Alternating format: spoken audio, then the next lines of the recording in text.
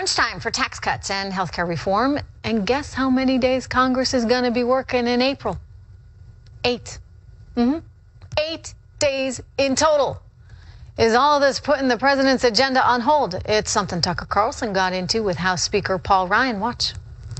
In the House, are they the reason you're only there for 8 days in April? What is the reason for that? We want to talk to our constituents. We want to go listen to our constituents. But we have a new administration that can't get anything through the Congress. Shouldn't you put all that on hold and just say we're going to get this done? 8 days is not a lot, right? I don't know off the top of my head if that's a correct stat or not. I think that's correct. Okay, well, I'll just take your word for it.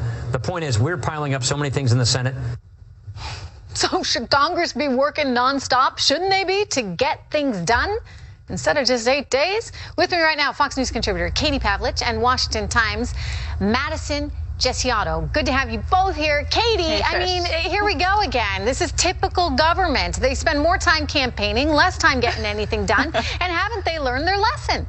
Well, here's the thing, Trish. The #1 complaint about Washington, D.C. is that politicians are out of touch with the real world. So I think that politicians who spend time here actually need to spend more time generally back home with their constituents, hearing about their concerns, not just during election years, but right now on big pieces of legislation that are going through the House and that the White House has put on the table. There's a lot of pushback on this health care bill not from Democrats necessarily, but from conservative grassroots activists. And Republicans like Paul Ryan have to go back and sell it to them and say, this is why this is good. I think that's a very interesting, fresh take on it. I'd like to know that when they do go back, that they are actually talking to people. Because, Madison, my worry here is this is just typical Washington bureaucracy type stuff with a bunch of people that don't want to work hard. And, you know, we run the risk that here we are with a new administration that needs to do things, and the people that are supposed to be representing the people aren't doing anything. You know, Katie's absolutely right. You know, it's very important that they're talking to their constituents, but this is not 1776.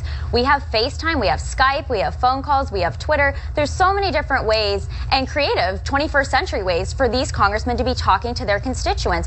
They were elected by these people to get things done in Washington, and unfortunately, as we've seen time and time again with both Republicans and Democrats, nothing gets done, and the American people are the people who suffer.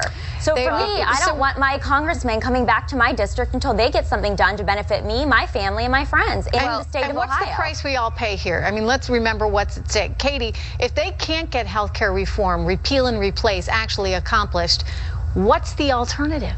Well, I do think that people have been sent to Washington to get things done. But if you look at the timeline that the White House and the House, Paul Ryan meaning, has laid out for this health care repeal, they want it done before they go home in April. So they have a very fast-track timeline here. They want to get it into the Senate. In terms of the consequences of things not happening, I think that gets into a very complicated issue. The president has said that if Republicans can't get this repeal and replace done, he's happy to let Obamacare continue to fail, and they'll come up with a solution later. But in terms of the timeline, they're trying to get this done very quickly so they can then move on to tax reform after the April recess, so to speak. Which is really and come back and work on a bigger issue in their mind. Yeah, I mean, Madison, in terms of the economic implications of all of this, they are significant. We saw the jobs report today, 235,000 jobs added to this economy. A lot of that is based on the promise, on the hope that good things are to come. People psychologically are feeling better, in part because of the repeal and replace movement, and in part because of lower taxes that are being promised.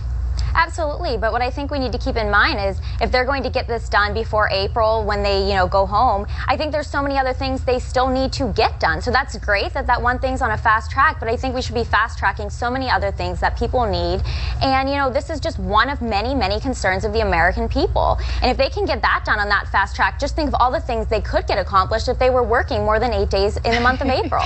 And what would that do to their popularity? If they could actually get something done, do you think that people would respond in kind and say, I think they'd be a lot more loved than they are now, and I would hope their approval ratings would go up. Well, I do think it's important to point out that when they're back home meeting with their constituents, they are still working. So I would count them taking those concerns in as work. When you look at this promise right now for the economy, Katie, and you look at this hope of getting repeal and replace done, tax reform done, and then you look at the threat of it not happening, what might that mean, not just for these folks' ability to get reelected, but sort of the reality of job creation or then lack of if we can't get these policies through. Well, I think that's economically right now we're seeing this relief. People thinking that regulations are going to be cut back, so they're hiring more. They're, the wet blanket of Obamacare appears to be it's going to be taken off here in the future, so that businesses can grow again, because Obamacare has been such a stifling factor in their hiring. So if they can't get this done and the economy is let down as a result, and all of these regulations and taxes stay in place, I think that's going to cause a pretty severe problem when it comes to constricting the growth that we're seeing now. All right. It looks as though we have some news coming into us. Dr. Scott Gottlieb reportedly being appointed to the FDA.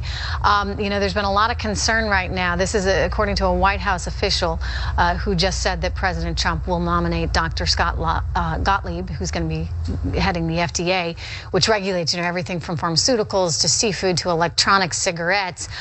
Madison, just quickly, as we look at this news that's just coming in, when you think about the FDA and you think about drug prices, and you think about everything Donald Trump has said about these soaring drug prices, is it going to be on this guy to really start to play hardball with some of these big pharma companies?